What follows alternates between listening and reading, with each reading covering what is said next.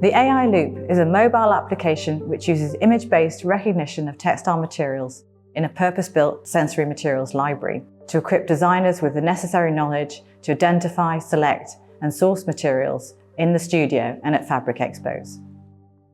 Designers have tested and embodied knowledge, which they have gathered from experience of working over the years by examining and creating with materials. However, they often struggle to articulate and communicate this knowledge to people they work with.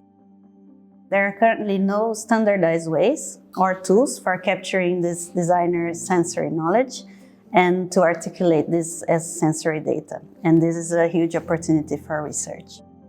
The primary AI element within AiLoupe is it utilizes an image-based model to identify a material by taking photos of the front and the back of it. So it is using neural networks to identify the material, and it brings up one of the materials in their material library to present data properties that a designer would be interested in finding out more about that material.